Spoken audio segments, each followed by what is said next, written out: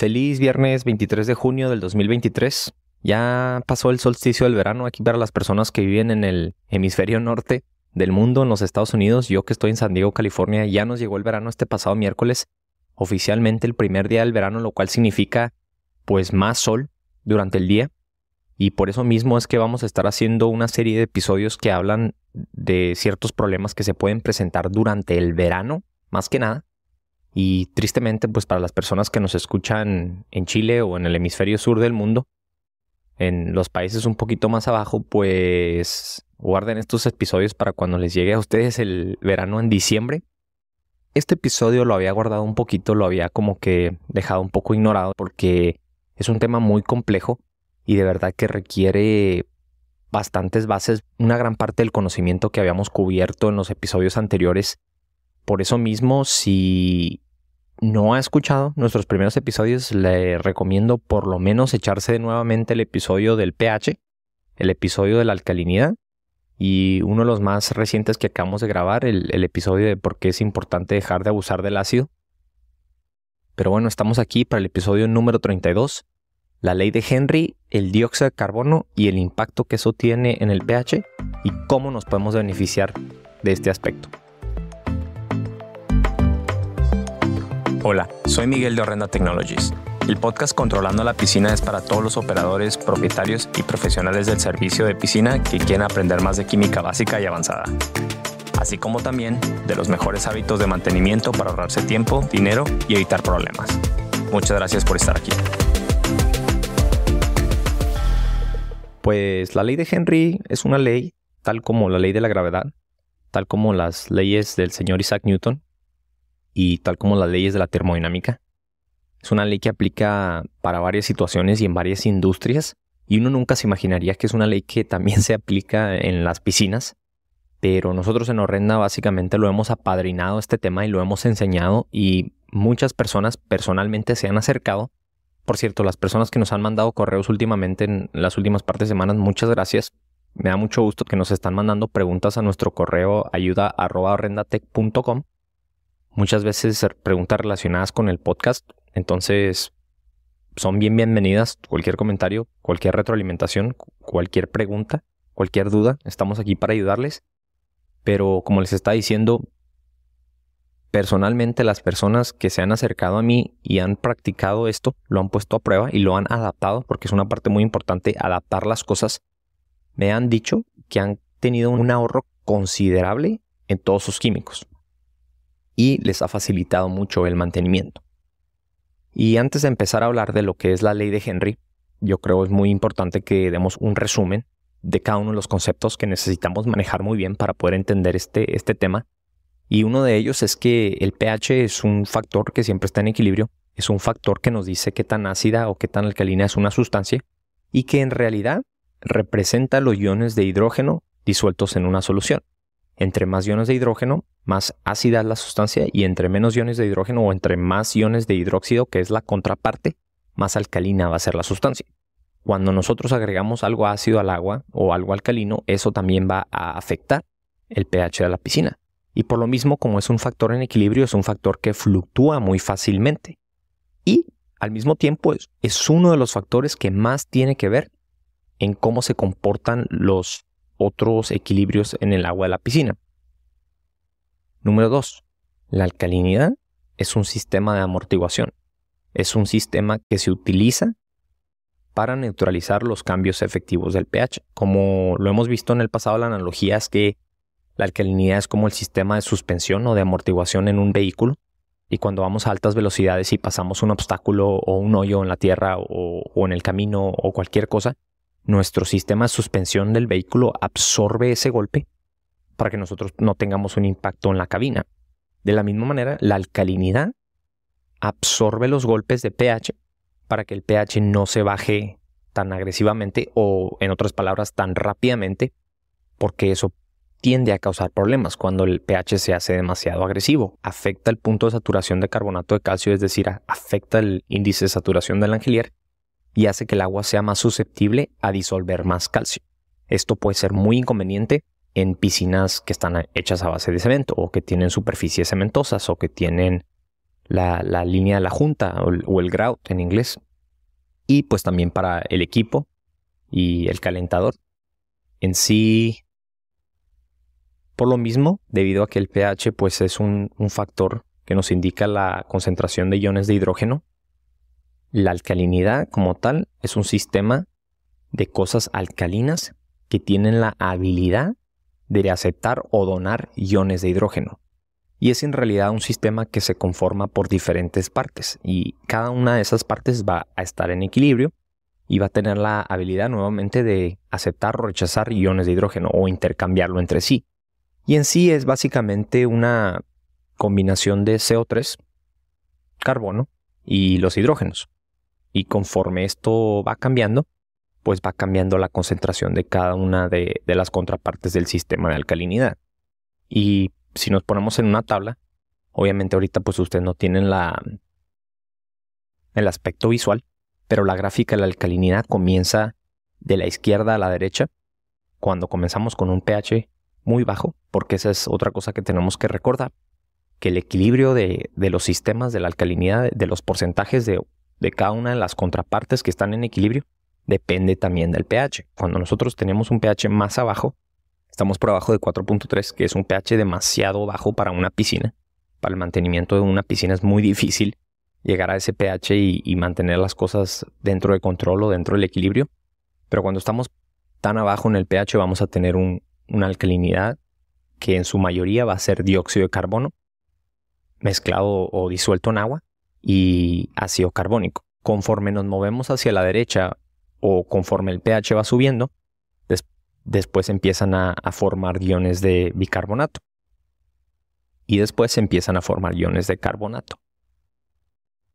El dióxido de carbono, que es una de las partes más relevantes para esta conversación, es parte del sistema de alcalinidad, tanto en forma gas como una vez que ya se ha disuelto y se ha convertido en ácido carbónico, porque cuando el dióxido de carbono se disocia en el agua, se mezcla con la molécula de H2O y produce ácido carbónico. Su fórmula molecular es H2CO3. La cosa es que el dióxido de carbono también existe naturalmente en el ambiente, en el aire que respiramos, en una concentración muy muy pequeña. El aire que respiramos o el aire del ambiente obviamente depende también de las presiones atmosféricas y de las diferentes altitudes y de la contaminación, pero en su mayoría es alrededor de 78% nitrógeno, alrededor del 20.9%, un 21% oxígeno. No tanto, y eso que el oxígeno es la parte que nosotros necesitamos para vivir, la parte que nosotros procesamos pues en su mayoría, y también tiene un porcentaje muy pequeño de otros gases. Menos del 1% es dióxido de carbono. De hecho, menos del 0.05% es dióxido de carbono. Para que se den una idea, esa es una cantidad muy, muy pequeña. Otra cosa que también es muy interesante es que el dióxido de carbono tiene la capacidad de disolverse en el agua muy fácilmente. Disolverse significa que se puede introducir. De hecho, se puede disolver 200 veces más fácil que la molécula de oxígeno. Y esto tiene un impacto en la química de nuestra piscina más grande de lo que podrían imaginarse. ¿Qué tanto de ese gas que existe en el aire puede introducirse en el agua de nuestra piscina al aire libre, destapada, sin ninguna cubierta? ¿Qué tanto de ese gas puede introducirse y disolverse y afectar nuestro equilibrio de las alcalinidades? Este equilibrio o esta proporción, de hecho, está definida por la ley de Henry. La ley de Henry, el tema principal de este episodio, establece que un gas disuelto en un líquido va a estar en equilibrio, o en otras palabras, en igualdad con la presión parcial de ese mismo gas sobre el líquido o en el aire. Eso quiere decir que el dióxido de carbono que está en el agua en nuestra piscina va a estar en equilibrio con el dióxido de carbono que está en el aire. Y al mismo tiempo, a la hora que nosotros ponemos alcalinidad en nuestra piscina, estamos, como quien diría, carbonatando nuestra piscina. Estamos agregando cierta parte de dióxido de carbono. Ahora, recordemos que el dióxido de carbono en el aire está en diminutas cantidades.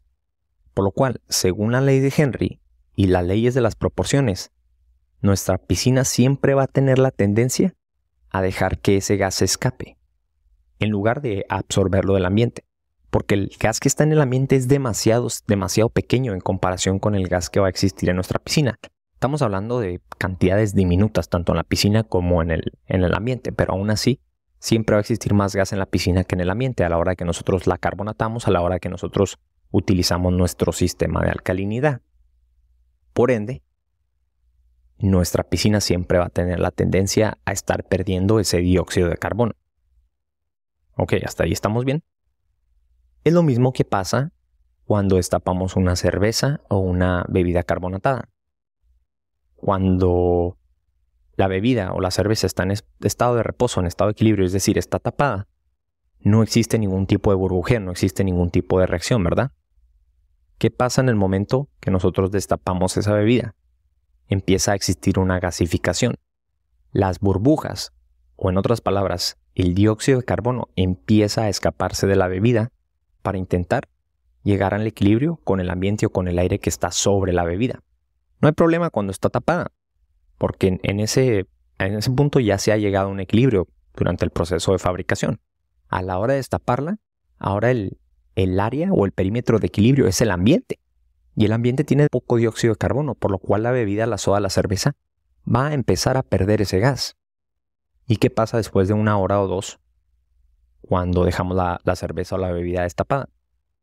La cerveza pierde todo ese gas y al mismo tiempo pierde su sabor, porque una de las cosas que le da el sabor a la cerveza o a la soda o a cualquier bebida carbonatada pues es la carbonación, es ese efecto efervescente. Y a mí me tocó, fui muy afortunado de ir a la planta de fabricación de Budweiser en St. Louis, Missouri, una de las más grandes, y fue muy impresionante para mí porque según esto, durante el proceso de fermentación, el dióxido de carbono que se produce dentro de la cerveza o dentro de la mezcla era natural.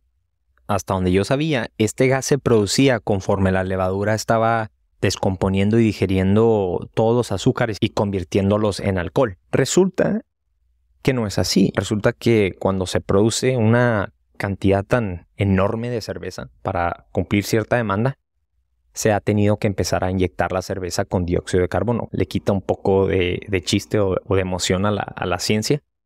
Pero bueno, el punto aquí es que las bebidas están carbonatadas. A la hora que nosotros las destapamos, se ponen en equilibrio con el ambiente, pierden el gas y al mismo tiempo pierden su sabor, pero al mismo tiempo sube el pH.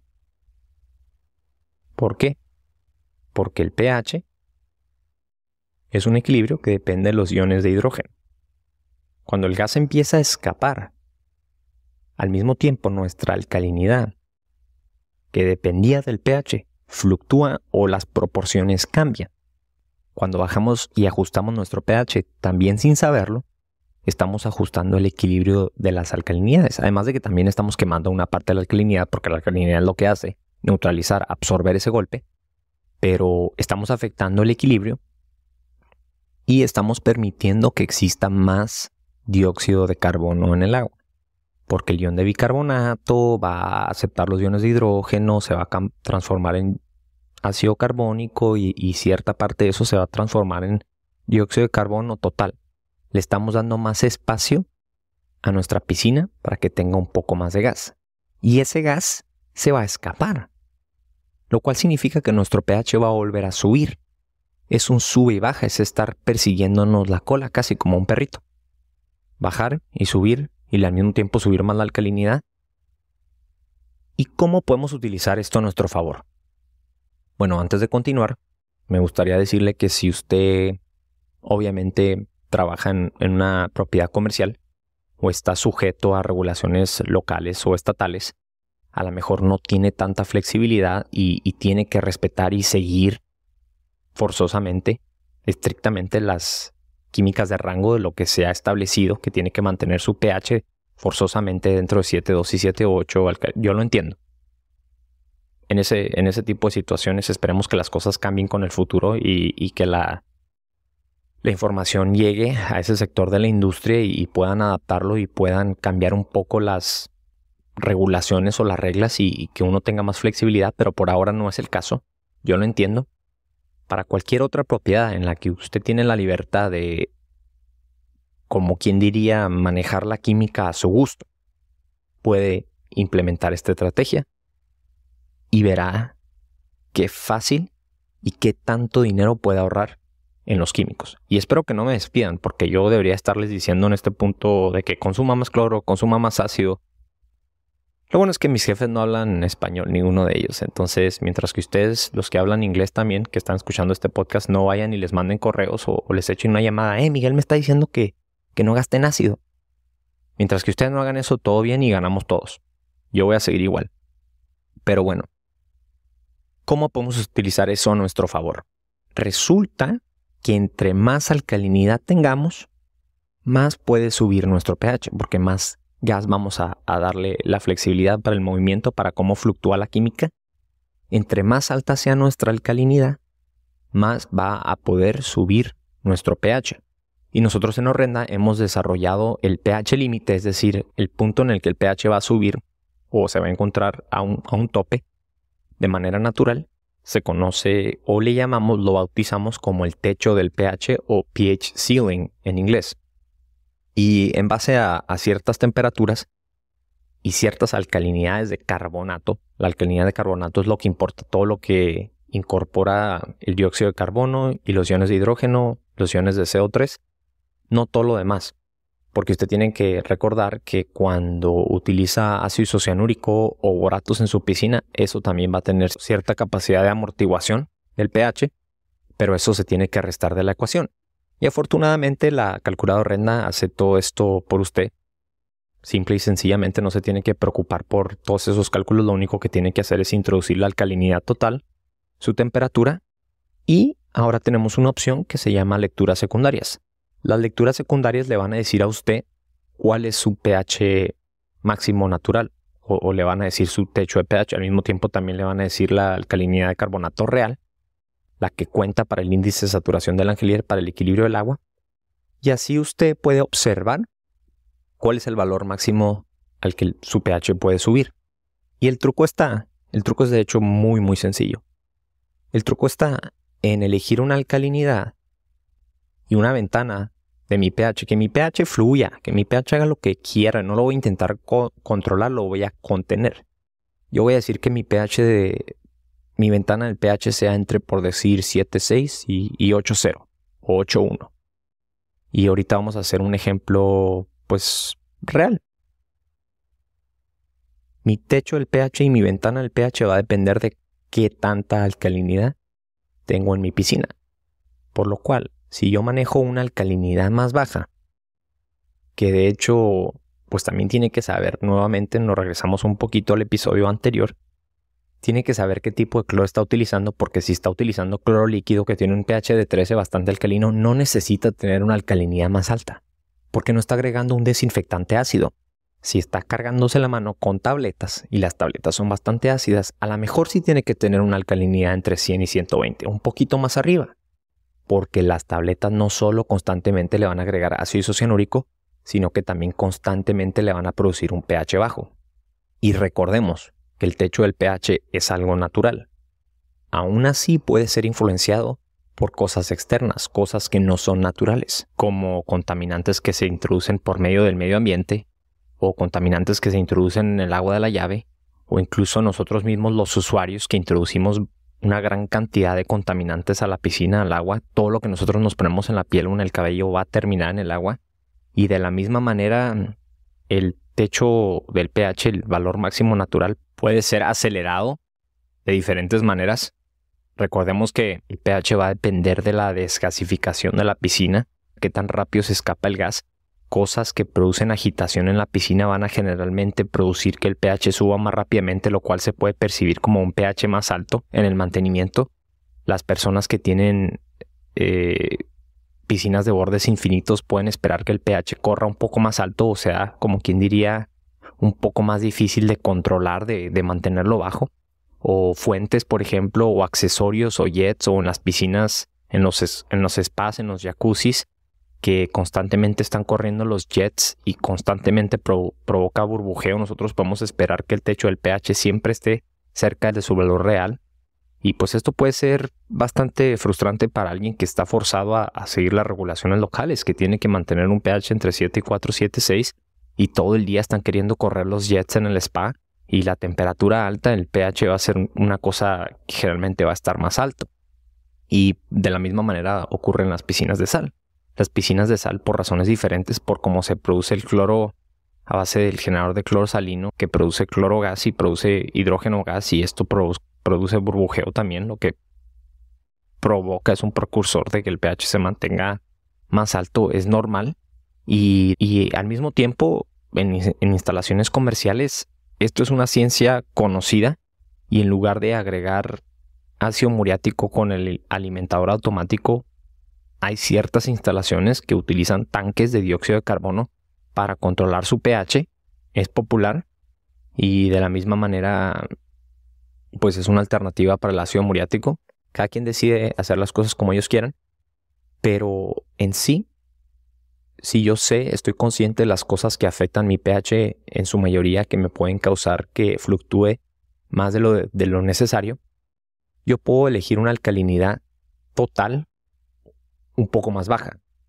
Digamos, yo en este ejemplo práctico voy a elegir mi alcalinidad y tengo la aplicación de Horrenda en mi celular enfrente de mí. La voy a poner en 50. Y usted puede decir, alcalinidad de 50 es demasiado bajo. Lo mínimo es 80, lo que ya me han recomendado. Sí, tiene razón. Pero esta es mi piscina y es mi estrategia química y es como yo la quiero manejar. Voy a tener una alcalinidad total de 50.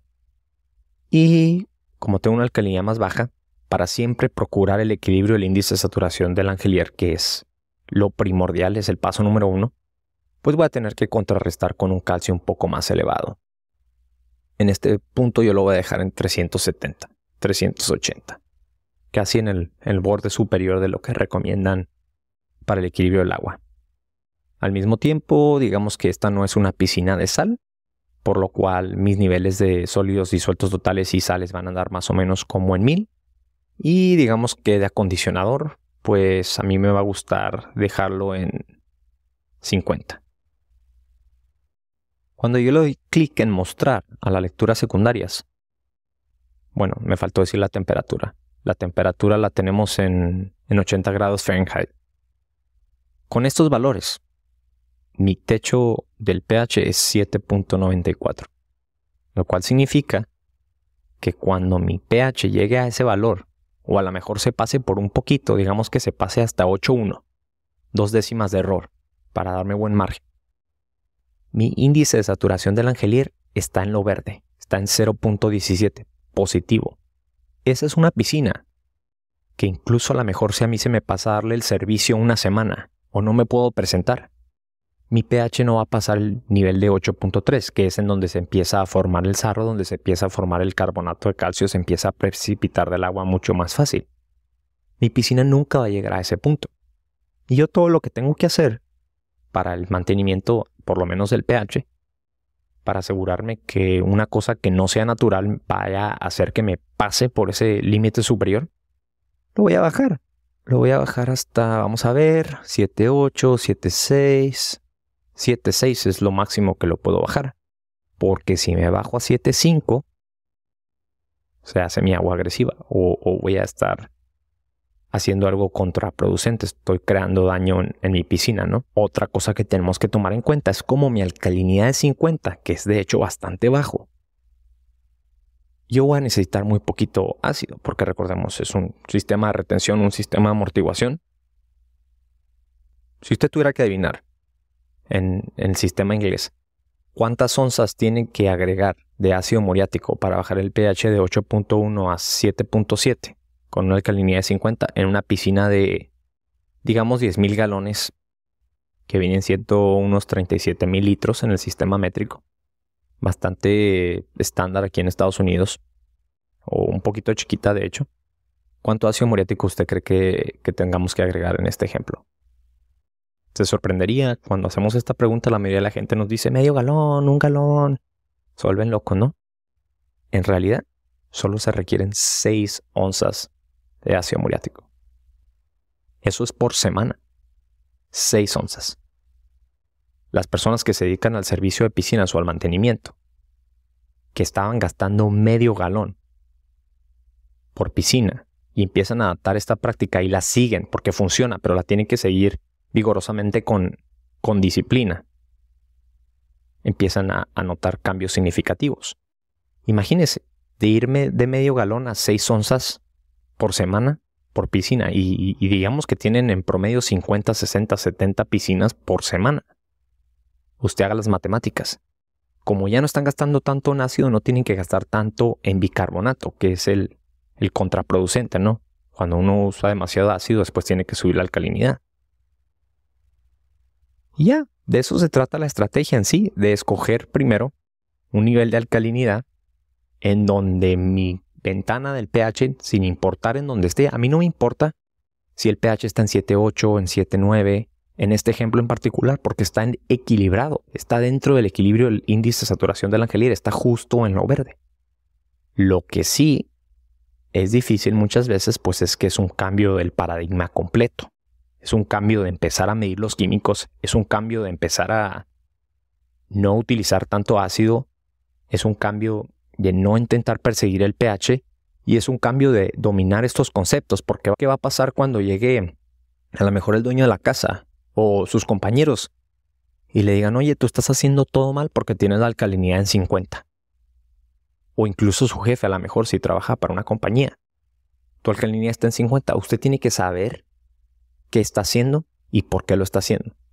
Y funciona muy bien. Haga la prueba, inténtelo. Espero les haya gustado el episodio de la ley de Henry. Es un tema muy complicado, lo puede buscar en internet si quiere. Muy difícilmente lo va a encontrar relacionado con el tema de piscinas, además de todo lo que nosotros en Horrenda hemos escrito, pero también le recomiendo dar por ahí una leída. Tenemos artículos en inglés y en español. Y en los próximos episodios vamos a estar hablando de otras cosas que tenemos que tener en cuenta este verano para ahorrar dinero, para ahorrar química y para evitar problemas. Ya sabe que ese es el tema principal de este podcast. Muchas gracias por acompañarme este viernes. Espero les haya gustado. Hasta luego.